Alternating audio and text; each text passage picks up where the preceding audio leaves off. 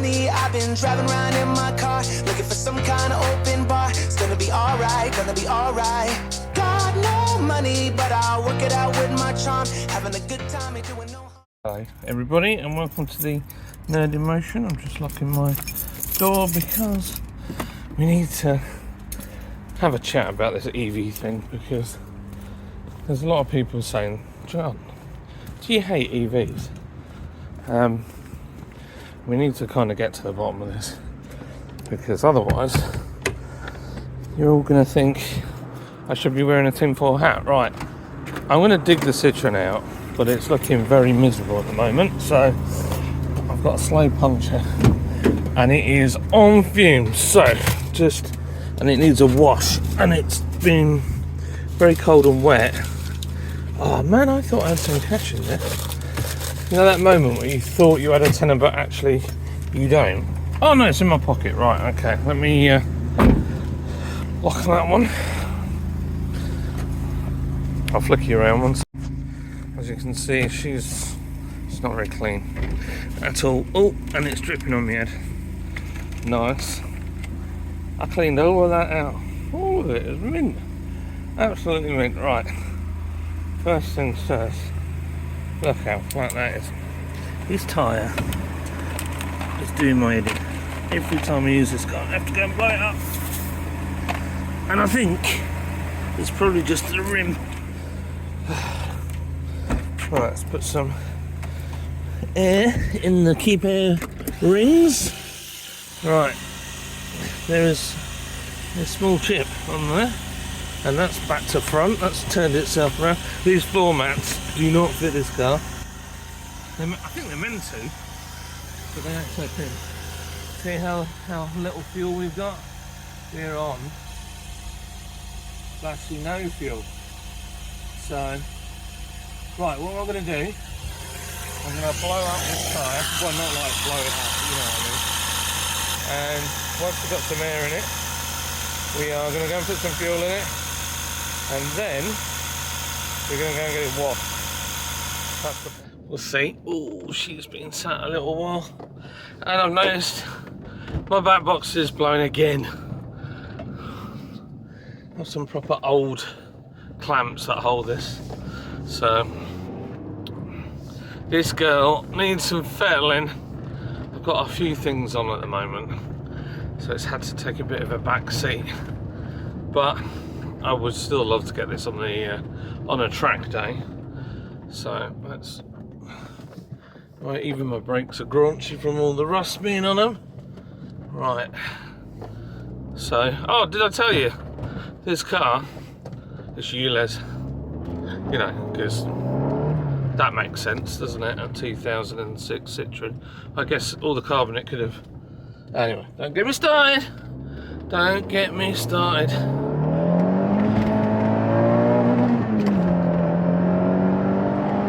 I hope you can hear that. It sounds magical. Right, okay. So we're rolling downhill. Oh well, that we went from having 24 miles of range to 18. Yeah, so don't do that, kids. So, yeah, what can I tell you about what I think about... Well, let's start again. You guys, in the comments, I was very surprised, right? Because I did the video. I didn't really expect it to get any views. But then it went mental. And, man, you guys had all sorts of questions, and lots of things were said about various kind of things, such as some of you guys were just like, well, it's Chinese, what do you expect? Some of you were like, well, it's MG, they were never good. And you know, it says I'm sat in a Citroen at the moment, so that kind of, me talking from a quality point of view is kind of a bit hypocritical, I guess, because this thing is not exactly the high quality that you would think, given that, like, the seat pull my 10-year-old pulled off the other day, and I've ordered a second-hand part. But yeah, oh, I'm at the petrol station now, so give us a second. Okay, I'm back. Oof, that battery is very much on its last, well, Needs a charge. Right, I'm getting out of the way. Let me get out of the way. Bought myself some Mountain Dew. Taste of freedom, baby.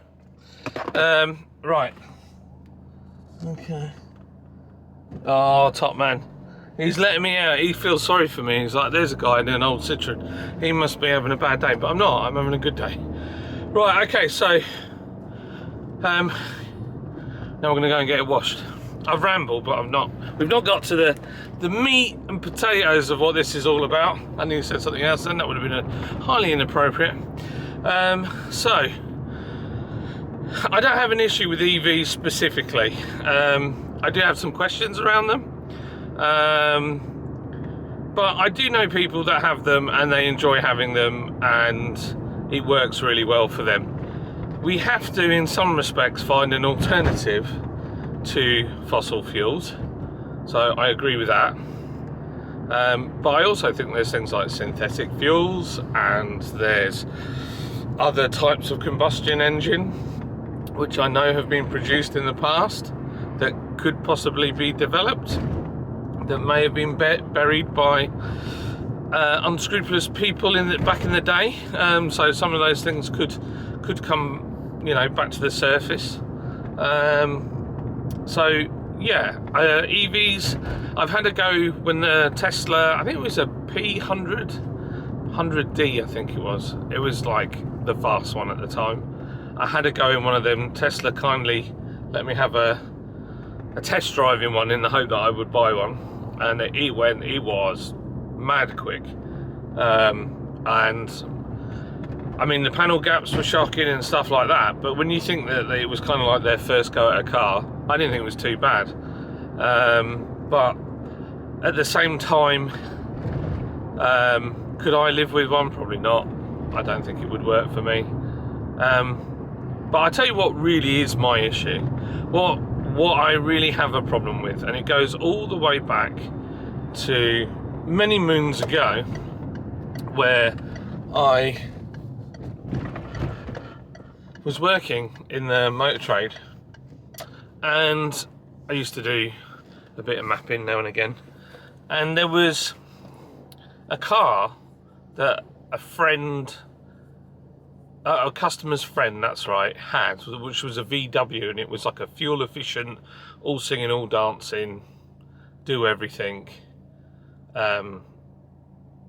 fancy pants car that was, I want to say it was like a 2-cylinder TDI, but there was only a handful of them made. Anyway, he used the car a lot. This thing could do over 100 miles to the gallon and all this kind of stuff. It was made from composite. It had cameras for mirrors and all that.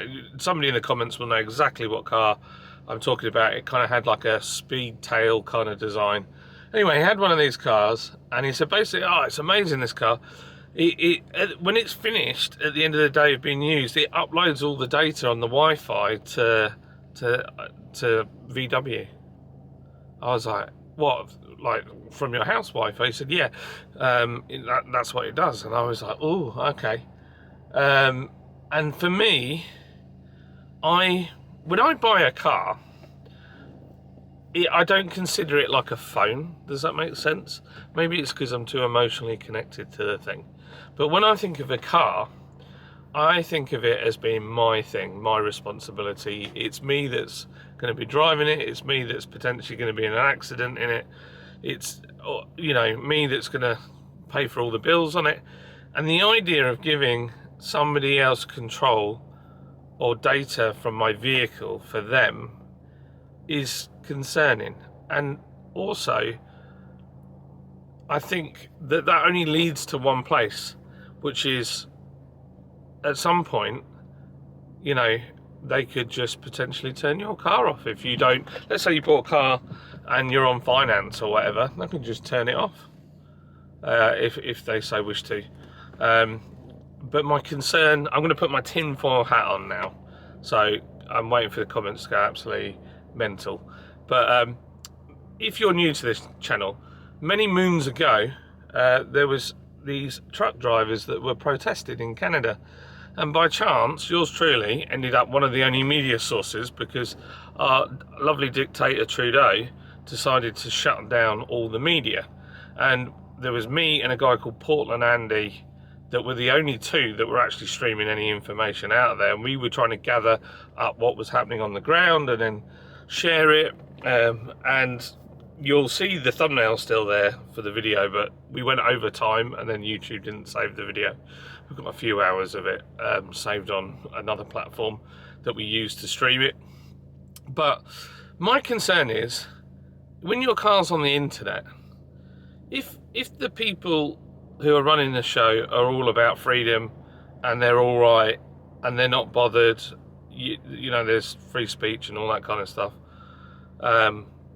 then that's not a problem.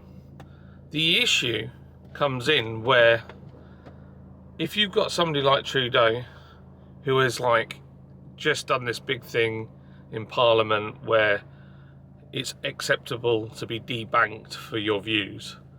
Gosh, I sound like a right winger here, but trust me, I'm not.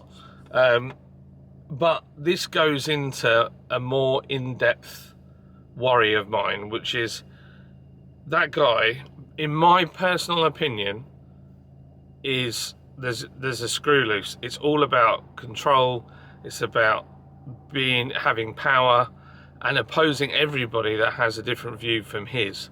So if he had control over you and your car, and then you said something on social media against him, or you protested, and I mean, they could take all your money off you. I mean, oh no, they did that. They did that. That's not hypothetical. That did happen. So if you had a car, so they could debank you, so you can't earn any money and can't get any money, can't pay your bills, and then they can turn your car off so you can't go anywhere anyway unless it's on foot. That's my big concern. And also the other side to it is there's a worry of malicious actors outside of your own government. We're talking hackers and people that might be trying to steal information. One thing I learned about cars is when it comes to security, it's only as good as the person that wrote the security. So if you look at a website I think it's called Eddie Lock, you can go on there, you can buy various tools that unlock cars and code keys in. There's a government section to the website, and all the key coding is about how fast it is to code a key, which I could only assume you'd be interested in that if you were either super booked out with work or using it for not so honest reasons. And you know, that's part of why you're seeing so many Land Rovers and Range Rovers go missing. My neighbour's Range Rover Evoque was stolen. They couldn't work out how it went because they still had all the keys for the car. I was like, well, this is how they get into it. I told the officers, I showed them the tool that you can use for it, not physically, because I don't do that. And basically, you know, my worry is if you've got lane departure and you've got all these fancy things and there's control elements in your car, what's to stop somebody like connecting to your car and just making you steer into the barrier on the motorway? You know, I don't know. They'll have fail safes and stuff like that. I'm being like proper tinfoil hat here, I appreciate, but I just don't want my car on the internet. That's the long and short of it. And I know that there's a lot of people that want their cars on the internet, but for me, that's a big issue. And it worries me no end. So yeah, so going back to the question of do I dislike EVs? No, not really. I don't really have a massive issue with the EVs, apart from obviously I think the Tesla was the most important car to be built for the last 100 years, and we're in a place now where there's all kinds of like rules where we're not entirely sure how to deal with these new cars. much like when the petrol engine appeared before when we had horses and carriages. So that's my thinking on it. I filmed that MG, by the way. I went over, I looked at the car, I went through the faults, I looked at the vehicle, and you know, I will say on MG's defence, the car isn't actually horrific. It's not as good a first job as Tesla's attempt at a first car, but I remember buying at auction years ago. I bought a Kia Shuma, and it was maroon, and it was fairly new, and it was so cheap. I bought it for next to nothing, and I remember driving it home and thinking, this is truly terrible. And then my dad, God rest his soul, got in the car, and he said his opening words were, "What a pile of crap." And I was like, really? And he was like, this is terrible. And he was right. It was truly terrible. Now look at where Kia are and Hyundai. Now they're building pretty good cars by all accounts, and they hold their value and stuff like that. You won't pick up a Kia Shuma. Well, they don't make them, but you know what I mean. You won't pick up a Kia for a few £100 like you used to be able to. And so I think MG, in a few years, give him a little bit of time, then yeah, maybe. Gosh, that guy is so close to that car in front paintwork with the end of the pressure washer. Yeah, so yeah, that's kind of what I think about it. What's your thoughts? Do you agree? Do you think cars should be on the internet? Do you have an issue with that? Do you worry about it? You know, what are your thoughts? So yeah, pretty serious conversation, but I feel like it needed to be talked about. So yeah, put your thoughts down below.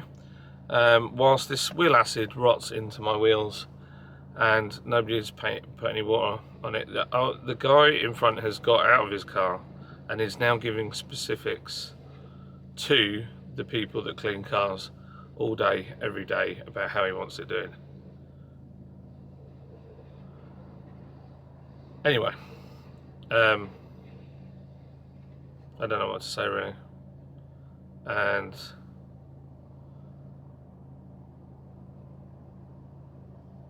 you know, if you have a National Trust sticker in your window, is that the same as having 3D number plates, where it means that like you have some sort of impairment when you're driving? Because I always find that when I see a National Trust sticker, the car's either doing under the speed limit in a fast road, or doing over the speed limit in a slow road. Please, if you have a National Trust sticker or a Heritage sticker, I think that's another one that does that, please let me know. So I've been Nerd in Motion, you've been patient, and I hope this video hasn't bored you to death, and I'll see you on the other side. Au revoir.